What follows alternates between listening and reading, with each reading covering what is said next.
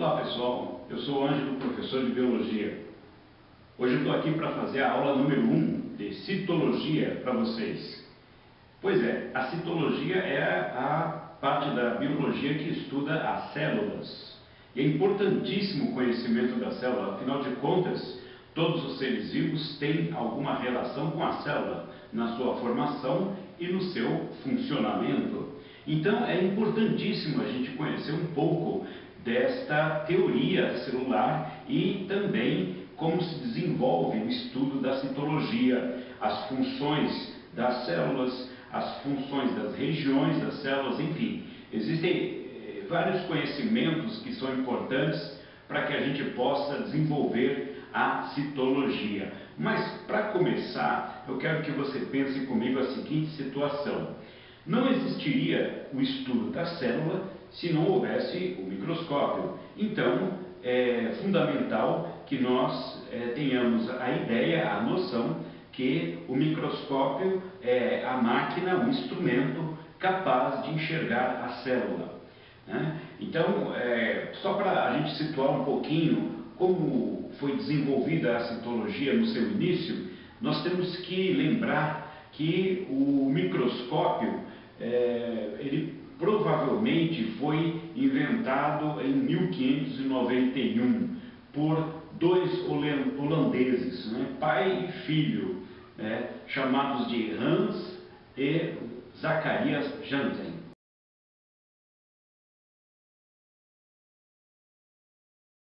Bom, o que eles fizeram foi um microscópio muito simples, um microscópio fundamental, feito de uma única lente oval, prensada entre duas placas de metal. Muito simples, pequeno, inclusive portátil. Esse microscópio bastante simples foi o início do estudo que levou à descoberta da célula.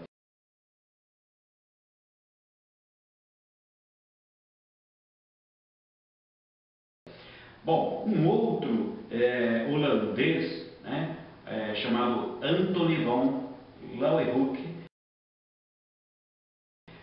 ficou entusiasmado com essa possibilidade, inclusive produziu vários microscópios, todos eles com lentes simples, aquela lentezinha oval prensada nos dois metais.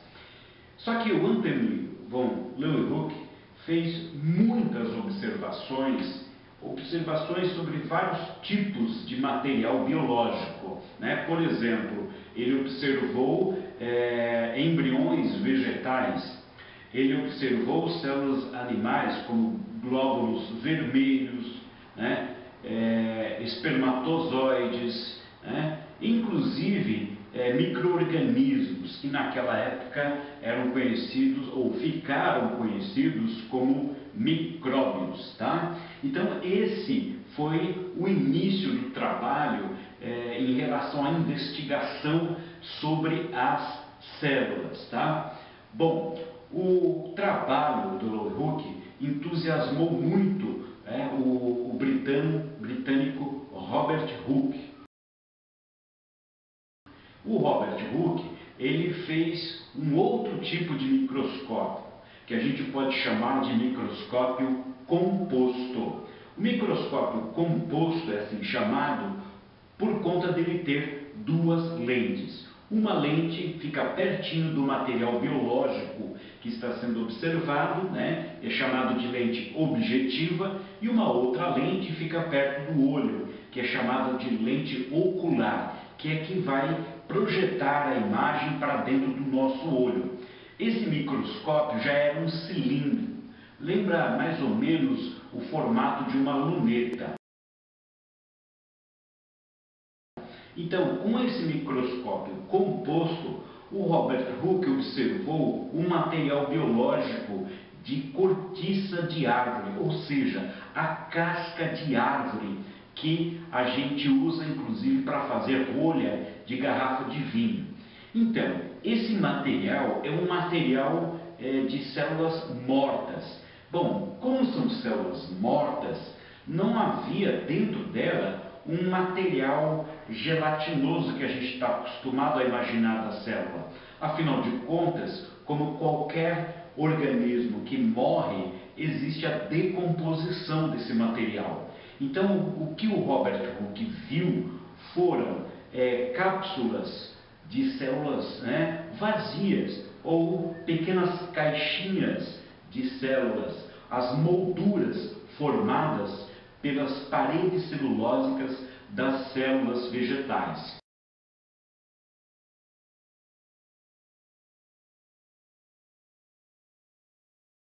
Como o interior destas células estava vazia, então o que ele fez? Ele deu o nome de pequena célula, ou seja, célula.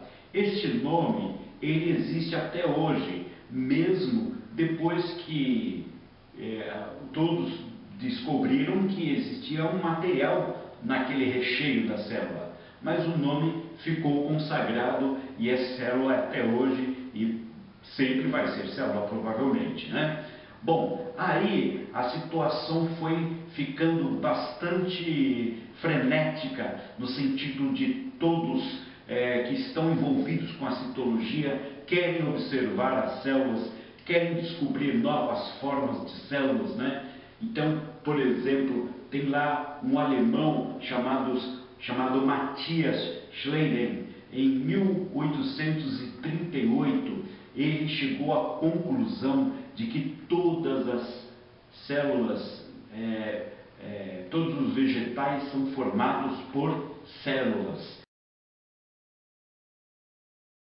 Veja só, os vegetais que ele conseguiu observar, todos eram formados por células. Então, o que ele fez? Ele generalizou. Então, todos os vegetais são formados por células. Uma outra pessoa importante no ramo da citologia e na construção da teoria celular foi Theodor Schwann. Isso foi um ano depois de Matthias, foi em 1839. Ele chegou à conclusão que todos os animais são formados por células. Então, um falou que todos os vegetais são formados por células, outro que todos os animais são formados por células. Portanto, existe então uma grande generalização. Todos os seres vivos são formados por células. A ideia básica da teoria celular. Mas qual é a importância dessa conclusão de ambos? É reconhecer que os seres vivos têm uma grande semelhança no nível microscópico, né? Uma das mais importantes generalizações da biologia. Ou seja, para entender o fenômeno da vida, é preciso conhecer as células. Isso aí é fundamental. Então, a célula sendo um tijolinho básico para formar todos os seres vivos, fica muito mais fácil de você entender o funcionamento de todos os seres vivos, mesmo daqueles que você mal conhece.